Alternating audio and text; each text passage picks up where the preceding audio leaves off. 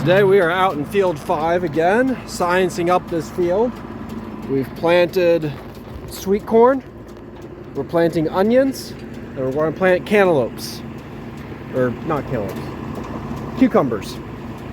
Same difference. We're going to plant cucumbers. This is for a seed corn maggot. This section of the field was crimson clover, late terminated. It's got manure in there.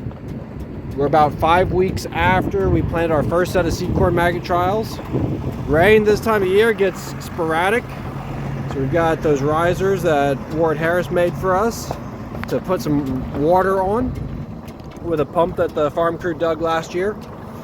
Chad is our tractor driver extraordinaire, and we are plot planting. So as soon as I hit that button, it'll drop seed for 20 feet. Here goes. Ready. And there's Ben. And dropping. So when we are done, we're going to spread some dog food out, make it nice and wet and sloppy for their flies. We get 2 shots at seed corn maggot trials a year, and that's it. So I'd like to pull out the stops. Probably pull out the stops a little too much when we plant our first trials, and we just get excessive damage. But then our second planting dates tend to be a little less consistent. Soil is warmer. Sometimes we get a really hot spell at the beginning of May, end of April. Sometimes we don't get rain. So I pull out the stops on this one too.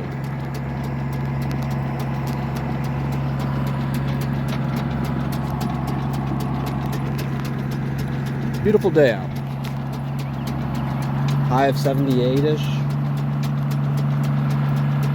Chance of rain Friday. We'll see. Georgetown's been lucky. We've gotten 1.5 inches of rain the last 3 weeks. 10 miles east of here, we've only gotten 1/4 inch in the last 3 weeks. So get those things fired up here. Just to put a little bit of rain on tomorrow, I think.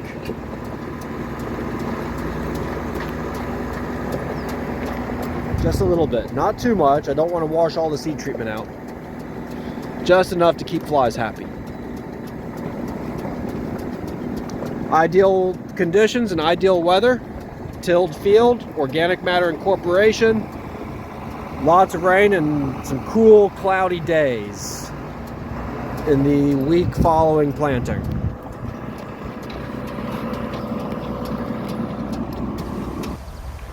Well, today is May 8th, and this week we got our first striped cucumber beetle call from watermelons. We need to collect a whole bunch of beetles for some insecticide testing, and the field turned out to be a bit of a wild goose chase. We found 5 beetles in the entire field. Second field we went to was high tunnels with cucumbers, and the producer had already treated those cucumbers, and there were just little piles of dead beetles in the high tunnel. So that's one thing going on. Second thing, we planted how many seed corn maggot trials, Ben? 3 different seed corn maggot trials. Cukes, sweet corn, onions. So our first generation flies are emerging out of the soil. We're at our peak flight right now. The weather has been not very friendly for them. It's been pretty warm, very sunny, and fairly dry, but there is a shot of rain and some cooler weather coming in. So we'll see. Anything that has been planted, I'd say within the last couple of days or into early next week, should probably have an insecticide seed treatment if there's heavy tillage. And that's why we're out in this field today, just to talk about seedling issues. So this here is a field of field corn that has been planted. It's planted with what looks like no-till, or maybe just a it looks like no-till. So our no-till pests are slugs, and then on corn, there's always the chance of having a seedling pest like a wireworm or a white grub in the field, and that's why we're in this field here. This field has more organic matter in the soil.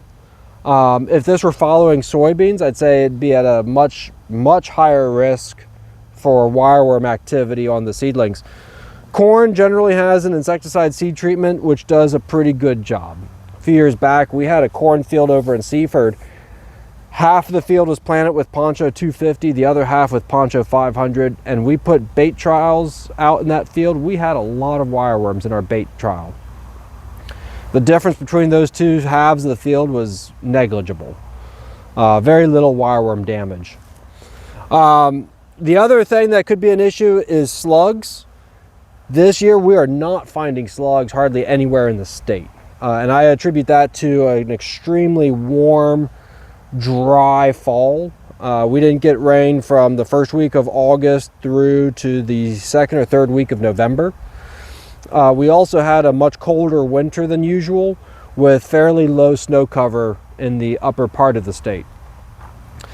So that's not a big concern for me right now. If this was soybeans and tilled, that sets the field up for seedcorn maggot. So full season beans getting planted early, or snap beans getting planted in tilled fields, may want to include an insecticide seed treatment. Otherwise, there are no other economic pests of soybeans in any significant number that seed treatment is going to help. Same with corn. Outside of wireworms and white grubs, we don't have much in the way of economic, consistent pests that seed treatment is going to do much. Our other pests that we think about are black cutworm and true armyworm. Ben, come over here real quick. Let's zoom in on the soil right here. So cutworms are going to leave a hole in the soil where they burrow into the ground as a larva. They come out at night, they snip the corn plant off at the base, and they'll drag that into their burrow to munch on during the daytime. Armyworm will just chew from the edge of the plant down. Now this here is not cutworm. Cutworms are going to leave a perfectly round hole, kind of like a pencil got jabbed into the soil, and you'll see those plants sticking out. This is bird damage. You can tell it's bird damage because we've got some irregular straight sides on the hole where that beak has slid in and chiseled out the seed. So that's bird, that's bird, that's bird. That one's just spiking. That was a bird. So adjacent to that field corn, we've got a field of potatoes. And again, organic matter soil tends to favor wireworm. So we planted potatoes here. Some of these potatoes got treated with an in-furrow insecticide. Some of them will get treated at flowering with Movento. Tom Kuar has done some work showing that helps suppress wireworm activity. Here's one of our friends, our potato beetle. Threshold for these guys is roughly 1 per stem. 50 small larvae or adults per 50 stems. So they're just starting to roll into fields. Like I said, some of these potatoes have a neonic, some of them do not. Most of them do not. So that's something worth monitoring during the season. They are active. They start flying when the temperatures are in the high 70s, low 80s. And they are out. We've got a whole bunch in the lab. Our vegetable program planted potatoes about a week and a half earlier than I did. And so most of the potatoes on the research station, or most of the potato beetles, are over in their plot. Very few in here so far. These are small, young potatoes, but we moved them. We picked them up. We're going to drop them over here, and hopefully they will stick around. So that's kind of what's going on in a nutshell. This week has been fairly quiet research-wise. We're wrapping up some early season stuff. We wrapped up alfalfa this week. We are about to get into cucumber beetle season. Some of the slug stuff, like I said, we've been having a hard time finding slugs. So some fields are starting to get planted now that we've been looking at. And so a lot of that work is going to start dropping, and then we'll pick up some other stuff. We also have our earworm and stink bug blacklight trap and pheromone traps out. So picking that up. It's a transition week.